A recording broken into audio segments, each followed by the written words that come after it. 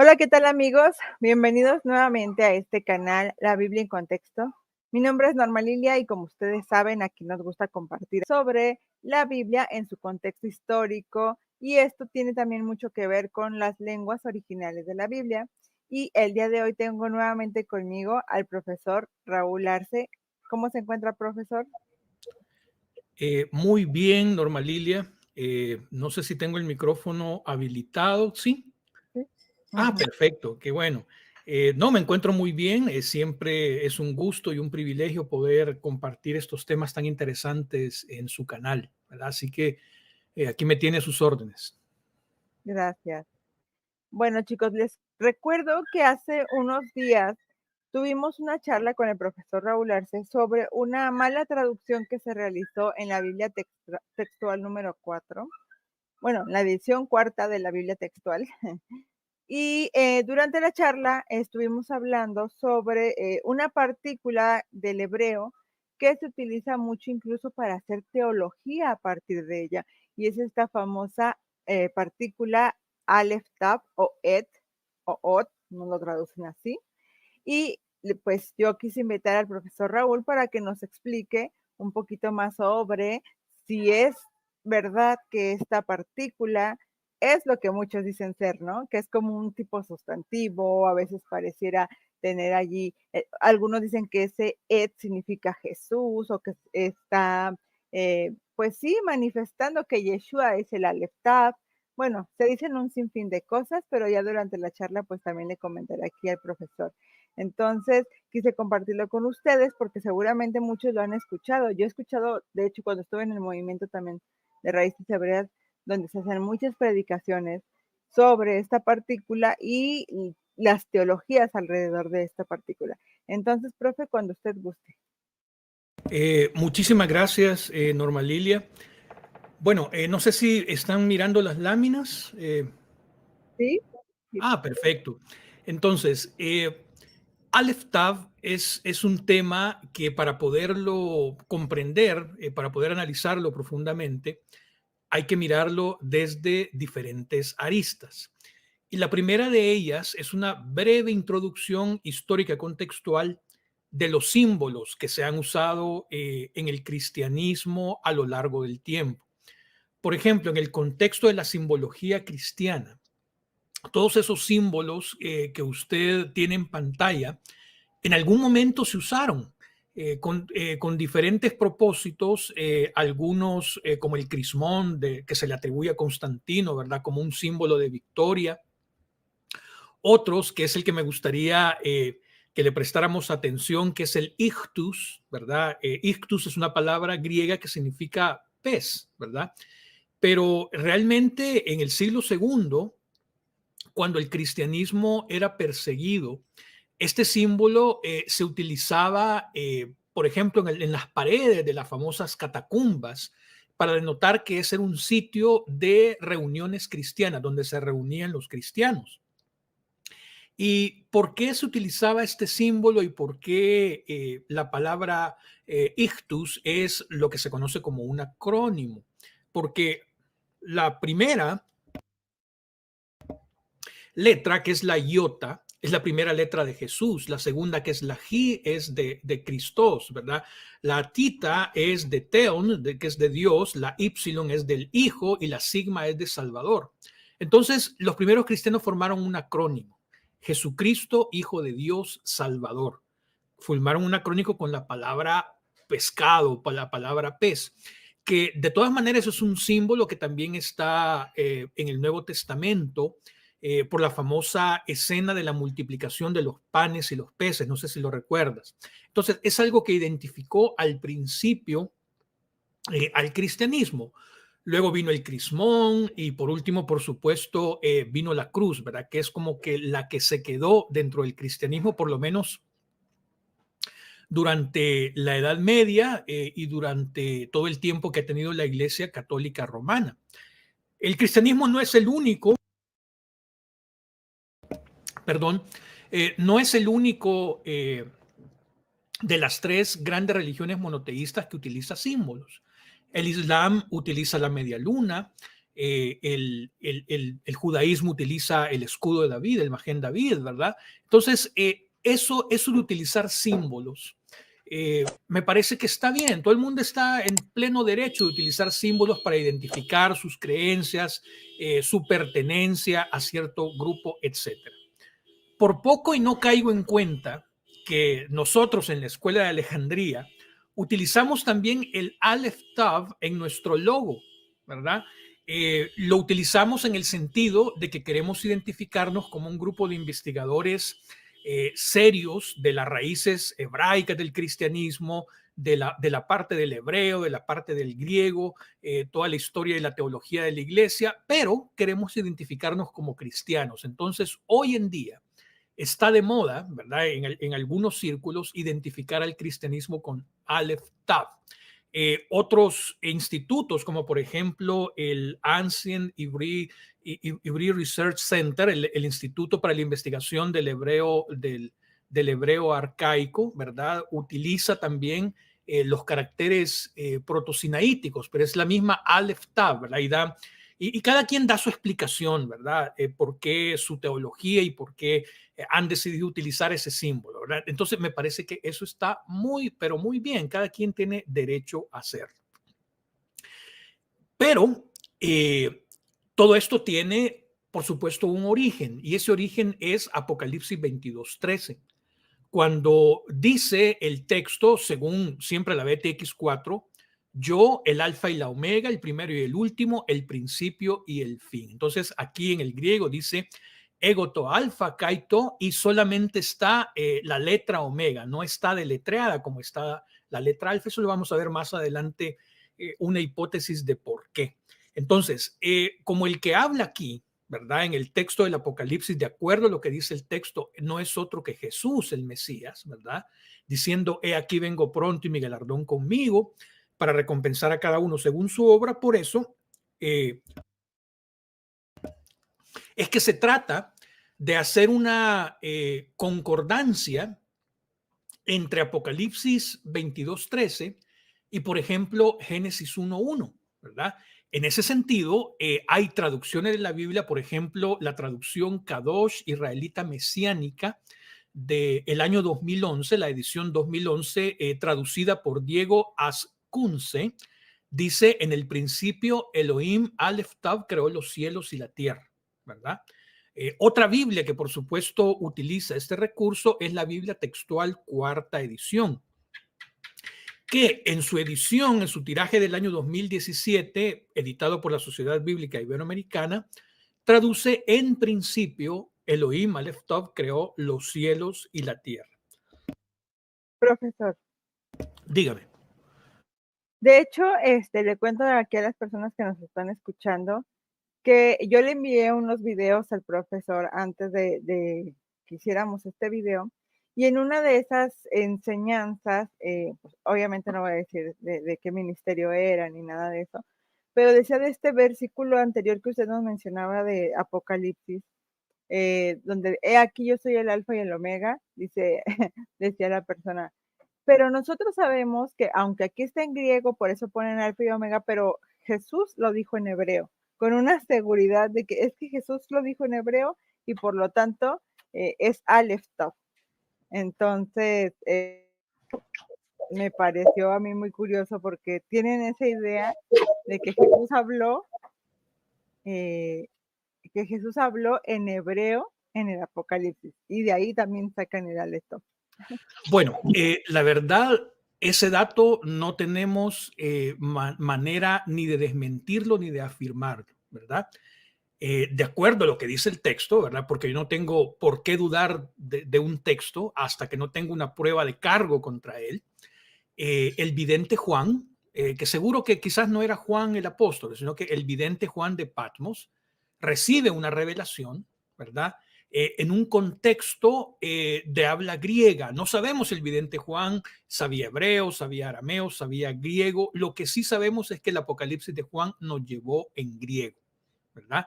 Entonces, en ese sentido no podemos afirmar, pero tampoco podemos desmentir en qué idioma escuchó, miró, habló, se comunicó el vidente Juan con el interlocutor de acuerdo a lo que dice el texto, porque no tenemos tampoco una prueba de cargo para decir es un texto falso todavía, ¿verdad? Todavía, a pesar de todos los esfuerzos de la filología, la balanza está en lucha ahí, ¿verdad? Entonces no hay una prueba de cargo. Pero eso es algo muy interesante, porque lo vamos a ver en una lámina posterior sobre la correspondencia entre las letras hebreas y las letras griegas. Bien, otras tradiciones de traducción populares, ¿verdad? Simplemente traducen Dios en el principio creó los cielos y la tierra, en el principio Dios creó los cielos y la tierra. Y la Biblia textual, tercera edición, y esto es muy importante, traduce en un principio creó Elohim los cielos y la tierra. Me parece una de las mejores traducciones que ha habido de Génesis 1:1, ¿verdad? Quizás la más literal es la que vamos a mirar al final de la Biblia de Ferrara. Sin embargo, de las traducciones modernas, la Biblia textual tercera edición creo que se lleva el premio, ¿verdad? De la mejor traducción de Génesis 1:1, porque traduce exactamente como debe ser, no en principio, sino que en un principio, porque Bereshit es indefinido, ¿verdad? No es Behareshit, ¿verdad? No lleva artículos, sino que es en un principio indefinido. Entonces me parece bien, pero la característica que vemos ahí es que no agrega de ninguna clase ese adjetivo Aleph Tav, que obviamente, de acuerdo a Apocalipsis 22:13, lo que significa es ser el primero y el último, denotando, por supuesto, la eternidad del Todopoderoso, ¿verdad? Entonces creo que hasta ahí estamos bien. Ahora bien, yo no tengo ningún problema en decir que soy cristiano, ¿verdad? Eso lo digo muy abiertamente y me siento muy contento y muy feliz con mis creencias, ¿verdad? Pero una cosa es lo que yo crea, lo bonito que pueda parecer, que ese Aleph Tov esté ahí desde el inicio del Génesis hasta el Apocalipsis. Una cosa es lo que yo crea, cómo lo sienta, y otra cosa es lo que sencillamente diga el texto. La teología no puede forzar a la gramática, es decir, mi teología, mis creencias, no pueden forzar a la gramática a que diga lo que yo quiero que diga, sino que es la gramática, es decir, es el texto sagrado para muchos de nosotros, el que debería de generar la teología a partir de entender la lengua de una manera correcta. Entonces, el famoso verbo, según la Biblia hebraica stujartensia, que digamos es la compilación de todos los manuscritos hebreos y a lo que los eruditos han llegado como el estándar del texto definitivo, dice Bereshit bara Elohim et hashamayim be'et haaretz. Esa es una frase que todo el mundo conoce y traduce: en un principio creó Todopoderoso a los cielos y a la tierra. Así traduciría literalmente. ¿Qué es esta partícula et? Pues esta partícula et que está acá se conoce como el signo del objeto directo. Y este signo del objeto directo es la parte de una oración que recibe en primer lugar y de manera directa la acción del verbo.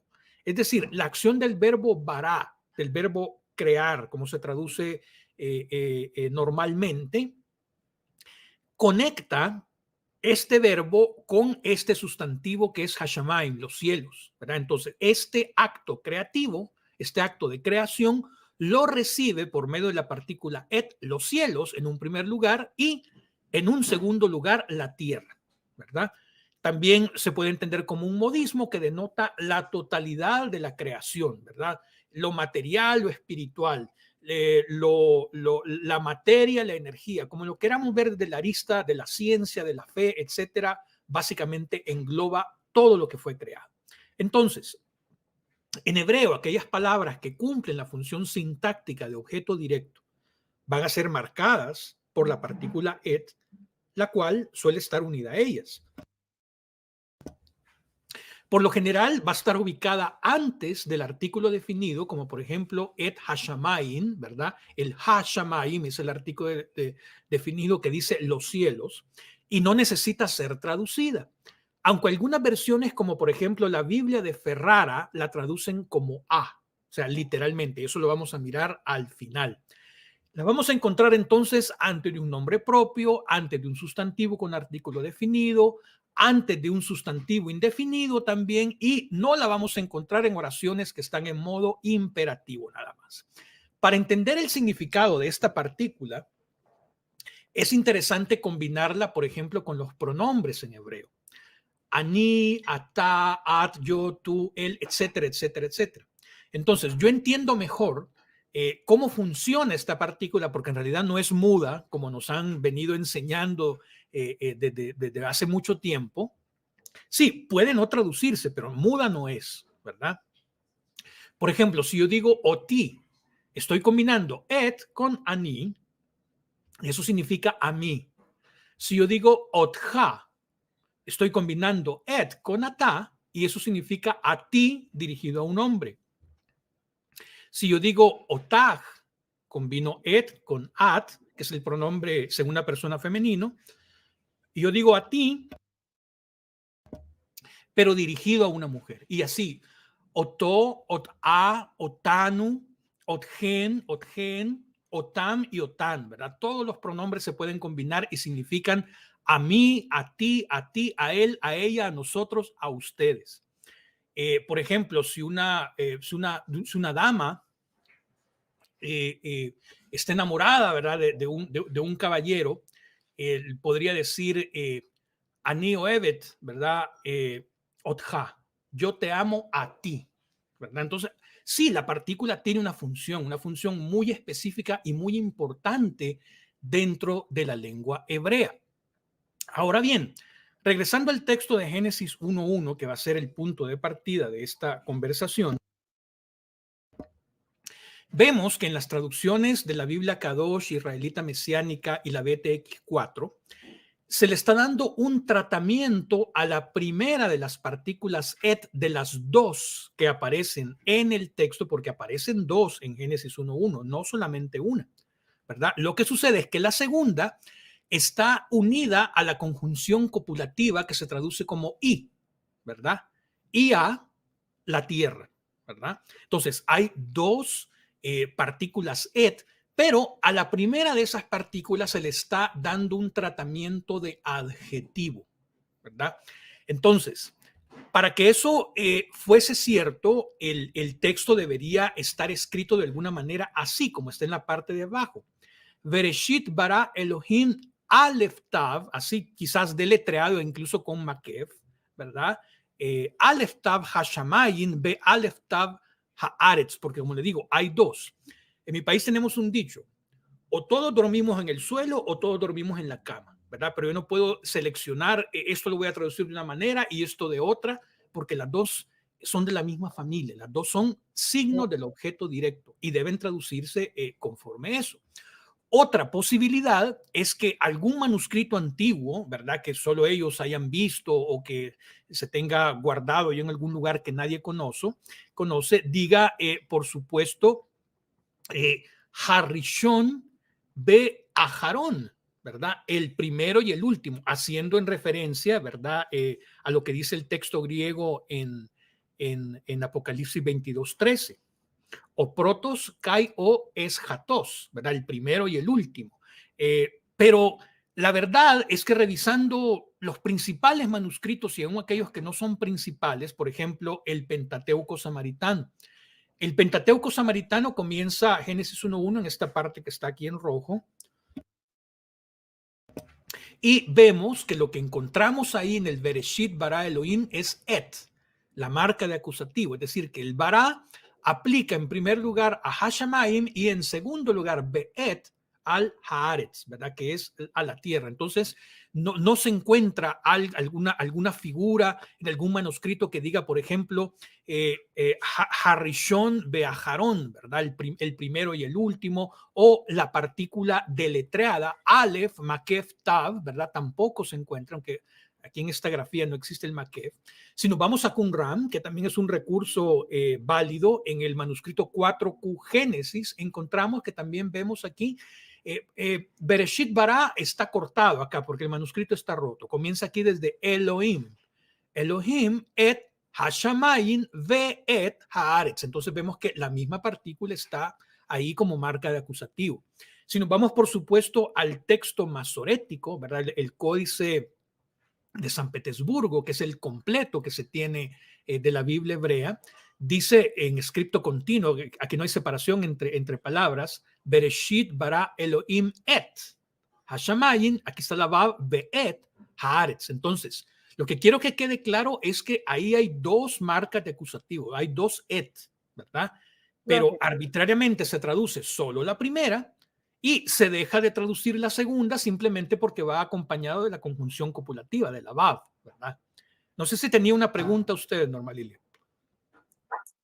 Sí, solamente quería confirmar lo mismo, o sea, le iba a decir algo y usted mismo lo dijo, que arbitrariamente solo se traduce la primera y la segunda se deja como si nada. Se deja como si nada, exactamente, como si no estuviera ahí, pero ahí vean que no estamos ocupando las traducciones. Estos son los manuscritos fuentes, así como nos llegó el texto, ¿verdad? Por medio del Pentateuco samaritano, por medio de Qumran, por medio de los códices medievales, Alepo, San Petersburgo, etcétera.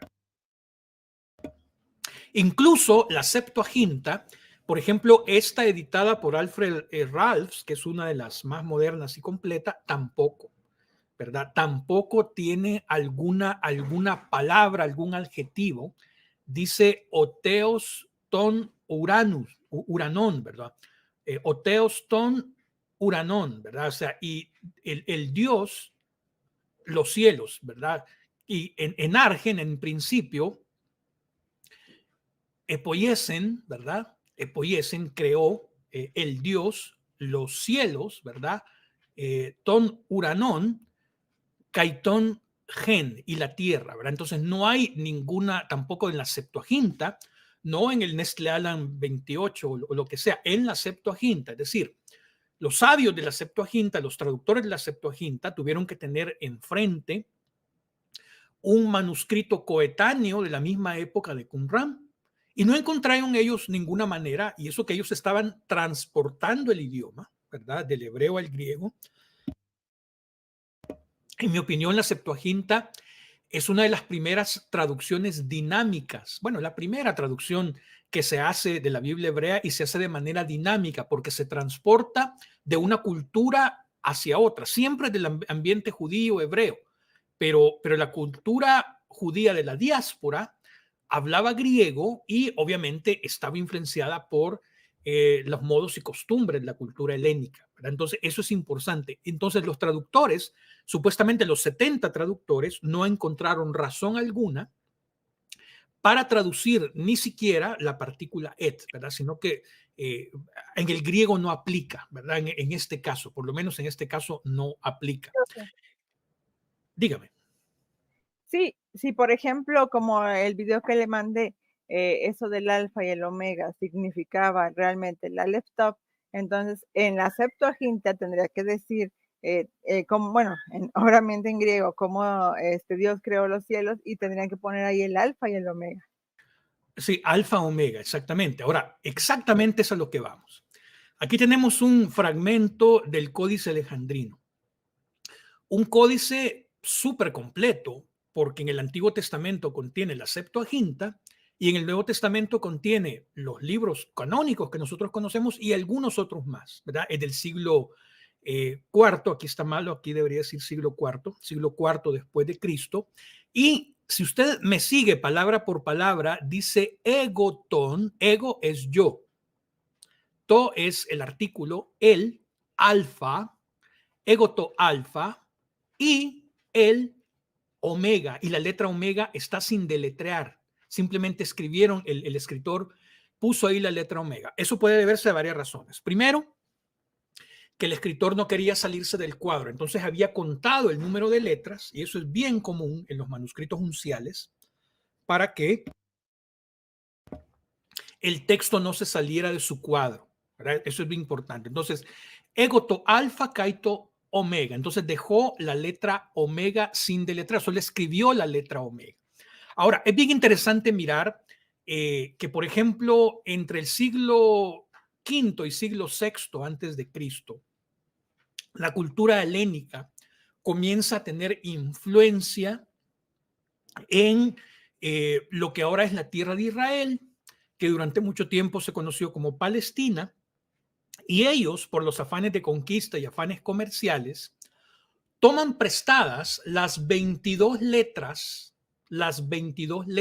de lo que en ese momento era el paleohebreo, ¿verdad? El paleohebreo, el que se usaba más o menos en ese momento, para su propio idioma, el griego, ¿verdad? El griego. Entonces, ahí vemos como, por ejemplo, la Aleph del paleohebreo es la madre de la letra alfa del griego, ¿verdad? En lo que podríamos decir en su versión mayúscula, ¿verdad? Mayúscula, minúscula. Pero verdaderamente la Tav sería la madre de la Tau. Entonces, si el escritor de Apocalipsis 22:13 hubiera escrito Egoto alfa, Kaito tau, nadie le habría entendido en griego, ¿verdad? Porque posteriormente el griego no solamente ocupa 19 de las 22 letras del alefbet hebreo, porque aunque en un principio la Vav, la Sad y la Kuf se usaron, después se dejaron de utilizar, sino que el griego introduce 5 letras más, la Y, la Fi, la Gi, la Psi y la Omega. Entonces, para que la gente le entendiera el concepto de primero y último, el escritor de Apocalipsis tuvo que escribir alfa y omega. No podía escribir alfa y tau, ¿verdad? Porque nadie le iba a entender, porque la tau no es la última letra del idioma griego. Entonces, ahí hay una curiosidad, ¿verdad? Una curiosidad de por qué no hay una correspondencia directa entre la última letra del alefbet hebreo y la última letra del alfabeto griego, ¿verdad? No podía poner el escritor yo soy el alfa y la tau, porque nadie le iba a entender. Tenía que escribirlo para que le entendiera su público objetivo. Muy bien. En otros contextos, no sé si tenía una pregunta, Norma Lilia. No, dije claro. Perfecto. En el contexto que analizábamos la vez pasada, de Génesis 1 del 14 al 16, específicamente en el verso 16, hay otra traducción muy interesante que prometimos que la íbamos a explicar. Dice así según la Biblia textual, cuarta edición. Y Elohim Aleph Tav constriñó 2 grandes maldiciones, dice ahí, ¿verdad? Entonces ya vimos que el tema de las maldiciones es un error, ¿verdad? Es un error de gramática anacrónica que no se puede mezclar, simplemente ahí dice luminares. Entonces, lo que dice el texto en el hebreo es Vayas Elohim et Shnei Hameorot, ¿verdad? E hizo, no dice constriñó en ningún momento. El verbo asá es uno de los verbos más comunes y más usados en la lengua hebrea. Significa hacer algo, ¿verdad? Hacer algo. No es bará, que es crear, sino que es hacer. Es decir, que en este momento el Todopoderoso agarra materia ya creada y forma un sol y una luna, ¿verdad? Con el propósito de que una gobernara el día y otra gobernara la noche y sirvieran para los Moadim, para señalar días, para señalar años, cosas para las cuales no sirven las maldiciones, ¿verdad? Pero estos astros sí, a lo largo de todo el tiempo de la humanidad han servido para ese propósito. Entonces, este et que está acá, ¿verdad? Lo traducen ellos como y Elohim Aleph Tav. Pero entonces, esa es otra arbitrariedad, porque lo que dice aquí es e hizo Dios o e hizo Todopoderoso a 2 de las luminarias, las grandes, ¿verdad? Vaya as Elohim Eshneit HaMeorot HaGedolim, ¿verdad? E hizo Dios a 2 de las luminarias, las grandes. Y entonces dice, aquí viene otra arbitrariedad. Het a Maor Hagadol, a la luminaria, la grande, en la lumbrera mayor, pero ellos traducen un Aleph Tav, ¿verdad? Como esto, lo que dice a la lumbrera mayor para gobernar el día, Lememshelet Hayom. Y aquí dice, Ve'et Hameor Hakaton, ¿verdad? La lumbrera pequeña, Lememshelet Halayla, ¿verdad? Y después dice que hizo las estrellas. Entonces, aquí hay 2 Aleph Tav que no se traducen, porque si vamos a dormir todos en el suelo, todos en la cama, aquí debería decir, y en la lumbrera menor, Aleph Tav para dominio de la noche. Pero no, la teología nuevamente influye en la traducción Y resulta que entonces la lumbrera mayor es Aleph Tav y la lumbrera menor ha de ser el adversario de Aleph Tav, ¿verdad? El adversario del primero y del último. Y le digo, como cristiano a mí me encanta esta teología, ¿verdad? Pero como estudiante serio del texto y la lengua hebrea, no se puede soportar de ninguna manera. ¿Mm? O sea, aunque sea muy piadoso, muy religioso, lo que sea, tengo que hacer eso a un lado, ¿verdad? Y aferrarme a lo que dice el texto. Lamentablemente, la mayoría de personas no tiene acceso al estudio de la lengua hebrea, a ver los manuscritos originales y todo eso, y es fácilmente engañada. Nuevamente, entonces, vida Norma Lilia como la Defensoría del Consumidor, ¿verdad? Teológicamente hablando, para demostrar que hay cosas que no deben sorprendernos así de buenas a primera. Y bueno, mientras que la Biblia Kadosh israelita se limita a traducir solamente el primer Aleph Tav de Génesis 1.1 y de ahí no lo vuelve a traducir, no lo vuelve a traducir. Me parece que, bueno, está bien, vaya, es parte de su teología, parte de su grupo religioso interno, está bien. Pero la BTX4, todo Aleph Tov que le cuadre y que encuentra en el Antiguo Testamento lo traduce como Aleph Tav. Génesis 1.1, 1.16, 1.27, 2.8, 2.15, 3.24, Génesis 9.6, 22.13. Y así, o sea, he sacado casi todos los ejemplos que he podido hallar, pero vamos a mirar algunos ahí que son interesantes. Dice Génesis 31.12. Dígame, Normalina. Sí, antes de que continúe, pues yo también quiero comentar eso de que en su momento cuando yo llegué a escuchar estas enseñanzas, ¿no? Del Aleph Tav y que significaba que era Dios y que se traducía así, que ese primero y el último, o que posiblemente era Yeshua. A mí también me gustaron mucho y también dije, ay, qué padre, esto es una sabiduría que nunca había visto y que qué bonito. Y es que en esos versículos, como dice, a modo, sí quedan, sí, se podrían sostener, pongo comillas, porque suena bonita, suena coherente, pero si se tradujera, si de verdad Aleph Tav significa eso y lo traduce, como dice usted, de todos los versículos donde se encuentra, nada que ver. Quedarían unas traducciones amorfas ahí, ¿verdad? Sí, Entonces, a ver, Normalilia, el español aguanta con todo, ¿verdad? Yo puedo poner ahí Aleph Tau, puedo poner alfa y omega, puedo poner alfa tau, lo que sea, y el español lo aguanta. La cosa es que cuando vamos al hebreo pierde la lógica. Por ejemplo, Génesis 31:12. Y él dijo, alza tus ojos y verás que todos los machos que montan a las ovejas son blancos, pintos y manchados. Porque yo, dice según la traducción de ellos, Aleph Tav, he visto lo que Labán te está haciendo. Si nos vamos al texto hebreo, dice, Ki raiti et kol asher Labán ose lach, porque he visto a todo lo que Labán te ha hecho a ti. Entonces, el texto hebreo es diáfano, no tiene, para que este raiti, ¿verdad? Yo he visto, no quede colgando en el aire, el texto hebreo es bien específico y utiliza la partícula et, ¿verdad? Otra cosa que me llama la atención, aquí el yo, el aní, no aparece en el texto. Entonces hay que modificar el texto en español para hacerlo llegar a la teología del Aleph Tav, ¿verdad? Que como repito, como cristiano me encanta, pero como estudiante serio de la lengua hebrea no se puede sostener. La lengua hebrea tiene sus reglas bien definidas y no es una conspiración masorética.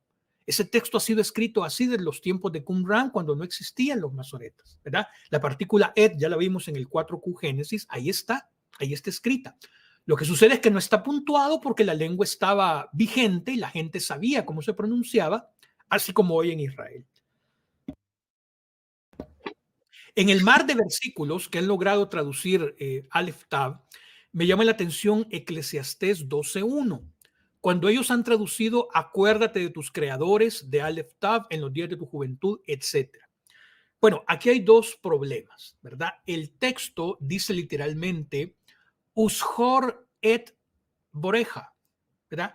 Y recuerda a tu creador, ¿verdad? Ushor es un imperativo, ¿verdad? El verbo sahar, el verbo recordar en imperativo. Esta es la conjunción copulativa que une la idea del verso anterior. y recuerda lo de la idea anterior, ¿verdad? Y recuerda a tu creador. El pronombre está al final en el hebreo, y aquí específicamente este es un participio activo que puede traducirse como un adjetivo también. Entonces, llama la atención que primero fuerzan el Aleph Tav, ¿verdad? Que está fungiendo como marca de acusativo. Y segundo, traducen Boreja en plural, tus creadores, introduciendo otro tema que sería la doctrina de la Trinidad en el Antiguo Testamento, cuando es algo que no se encuentra en el Antiguo Testamento, ¿verdad? Por mucho que se logre forzar. La doctrina de la Trinidad aparece en el Nuevo Testamento, ¿verdad? Y es otro tema y es otra tela que cortar, que no viene al caso ahorita. Entonces, aquí dice Boré, ¿verdad? Como creó, ¿verdad? Como el que te creó, está en singular. Lo que sucede es que pareciera que aquí solamente ha caído la mem de Borim, que eso dice creamos, así, creadores, ¿verdad? Lo que sucede es que antes se utilizaba la yod para unir el pronombre, ¿verdad? Y eso lo podemos ver en textos del Éxodo, porque la lengua hebrea, a pesar de que es una sola Biblia hebrea, en la Biblia hebrea hay diferentes estadios de la lengua, ¿verdad? Entonces, a veces se usaba para unir el pronombre, la yod, pero la pronunciación ¿verdad? Me sigue diciendo que es singular, ¿verdad? Porque aquí no es borim, es boreja. Entonces, aquí hay dos situaciones, ¿verdad? Pero bueno, una tiene que ver con un tema que no estamos estudiando y otro tiene que ver con el famoso Aleph Tov. Otro muy sencillo, la parte final de Isaías 1:4 dice, abandonaron a Yahvé Aleph Tav. Cuando el texto es muy diáfano y sencillamente dice, Asbu et Adonai, ¿verdad? O Asbu et Yahvé, como lo quiere usted pronunciar. Entonces es otro Aleph Tav forzado que esté ahí diciendo que a quien abandonaron, ¿verdad? Porque aquí si el verbo está en plural por la terminación U, Bab con U, es a Yahvé, ¿verdad? Entonces el hebreo es diáfano, es sencillo, es transparente, pero el español aguanta con todo.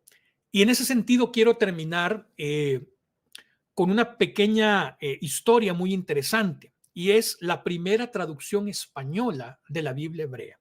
Me estoy refiriendo, por supuesto, a la Biblia de Ferrara. Es la primera traducción española de la Biblia hebrea que se publica en Ferrara, Italia, en 1553, por un grupo de judíos expulsados de España y Portugal por la Inquisición.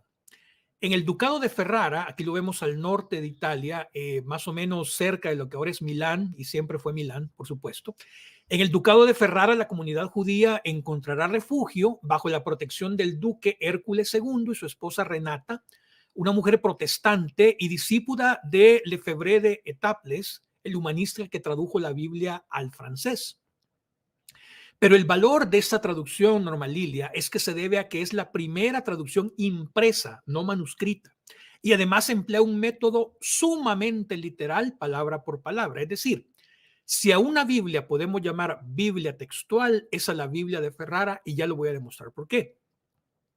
Su relevancia, sin embargo, no se encuentra solo en el ámbito filológico hispanohebreo, sino en el hecho de que posibilita el estudio de una traducción bíblica romance medieval, así como los recursos de los que se vale el traductor para reflejar lo que ellos llamaron verdad hebraica, en contraposición a una verdad románica. ¿Qué significa esto?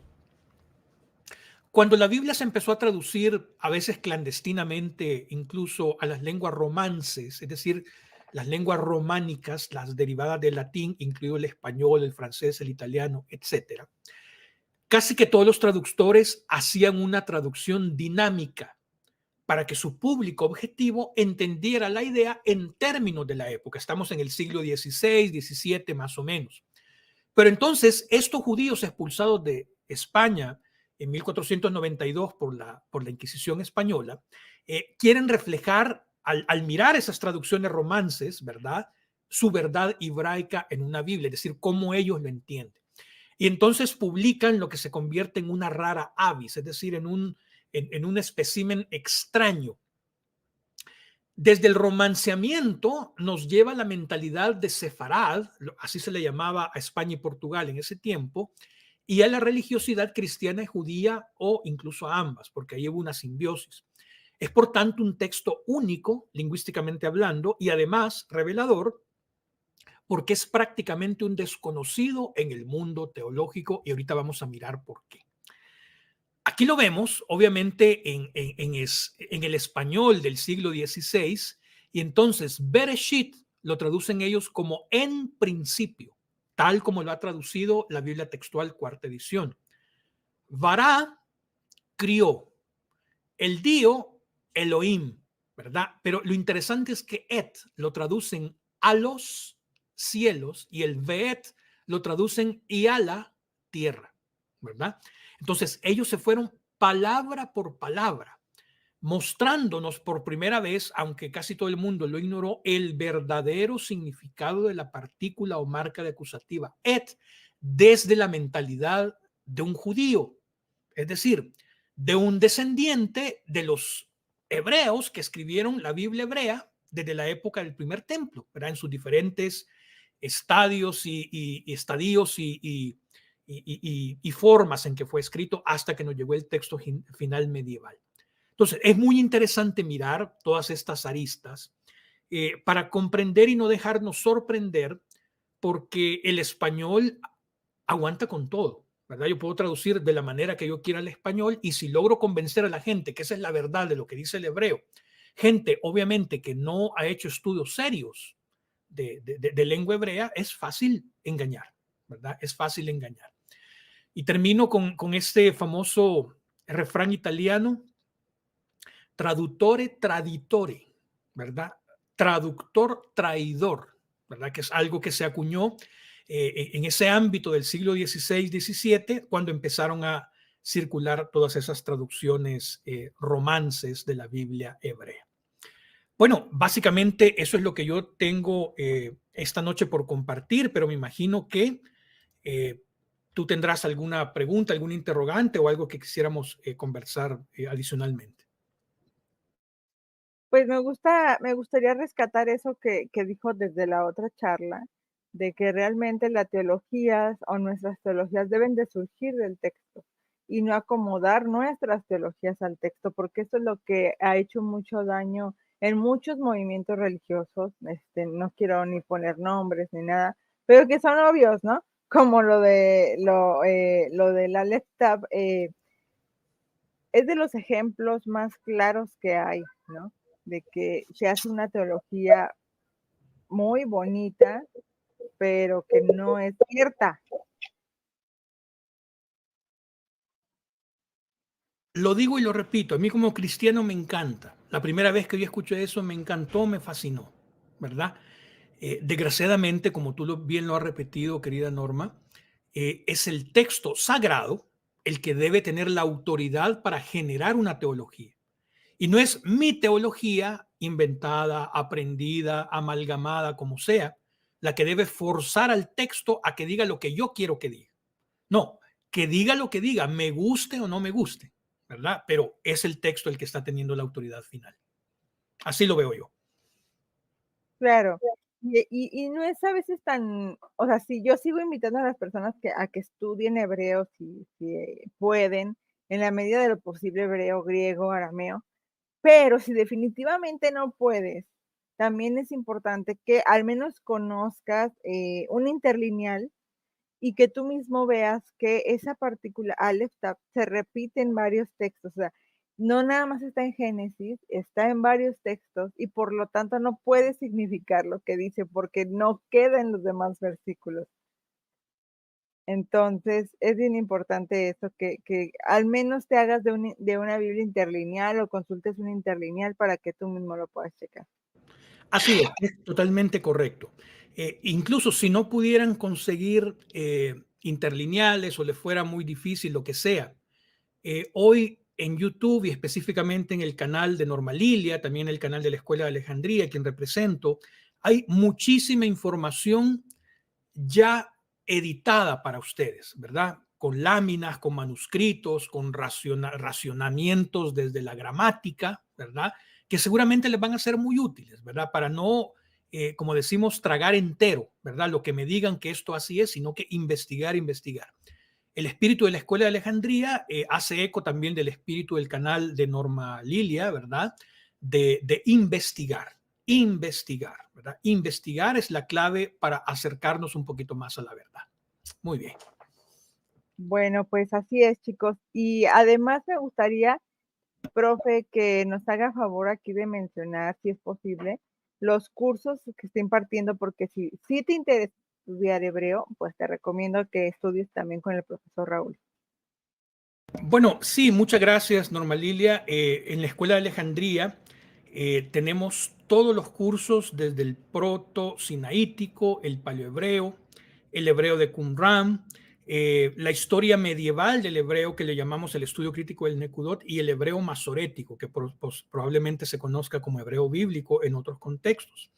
También en el Instituto de Estudios Superiores de Yes Criteria, ¿verdad? Es Criteria, estamos impartiendo esos cursos. Ahorita estamos dando el curso de paleo hebreo desde una arista eminentemente académica, ¿verdad? Entonces, hay muchas opciones, muchas maneras de recibir estos cursos. Los precios son sumamente asequibles, ¿verdad? Son sumamente asequibles. Ha representado para nosotros un esfuerzo enorme de años para poder plasmar estos cursos de una manera práctica, didáctica, fácil, incluso hasta divertida en alguna medida, para que estén al alcance de todos. Así que ahí estamos a la orden en los canales correspondientes si quieren decidirse por estudiar el hebreo. También tenemos un excelente profesor de griego koiné que también está a su disposición para estos temas. Gracias, profe. Y bueno, chicos, pues como ustedes pueden ver, esto del Aleph Taf, yo sé que muchos sí lo han escuchado, ya se los dije desde un principio, es algo que se escucha muy comúnmente también en este movimiento de raíces hebreas, y que ya vimos que no solamente la BTX4 lo traduce así, sino hay otras Biblias de corte mesiánico que lo han hecho así, el traducirlo como si fuese un sustantivo, y no es así, es una partícula que señala al objeto directo. Así que eso aprendimos el día de hoy para que lo tengan allí. Es bien sencillo realmente, bien sencillo. Señala sobre quién cae la acción del verbo. En este caso lo han querido traducir como un adjetivo más bien, ¿verdad? Pero la gramática no soporta eso, ¿verdad? No lo soporta, desgraciadamente. Muy bonito, me encanta, pero la gramática no lo soporta. Exacto. Ya, debemos de dejarlo claro como que ya está desmentido. Ni modo, nos duele, pero ni modo. Bueno, Bueno, vendrán argumentos, pero todos se podrán refutar si nos referimos únicamente a la gramática. Ahora, si han recibido una revelación especial de lo alto que nosotros desconocemos, ahí no podemos hacer nada, ¿verdad? Ya, cosa de ellos, ¿verdad? Pero cosa de ellos y su grupo. Pero nosotros, los simples mortales, que nos atenemos a lo que dice el texto bíblico y lo consideramos sagrado, el texto bíblico dice otra cosa. así es. Profe, muchas gracias. Con Muchas mucho gracias gusto. por haber aceptado nuevamente mi invitación aquí al canal, por compartirnos otra vez estos conocimientos de forma tan desinteresada. De verdad estoy muy agradecida porque siempre está aquí dispuesto a participar en mi canal. Por supuesto que sí, siempre estaremos a la orden en todo lo que le podamos colaborar, querida Norma. Muchas gracias. Gracias también a todos los que vieron este video. Recuerden dejar su like y también para mí es muy importante que dejen sus comentarios respecto a este tema. Sus objeciones también son bienvenidas y sus sugerencias de otros temas para tratar con el profe Raúl, mucho más. Y recuerden también que si no se han suscrito, se pueden suscribir también y compartir este video con personas que ustedes creen que les puede interesar estos temas. Muchas gracias a todos nuevamente. Gracias, profe. Nos vemos pronto. Shalom. Shalom. נראה קנים, כי נאמנים דרכי שלום.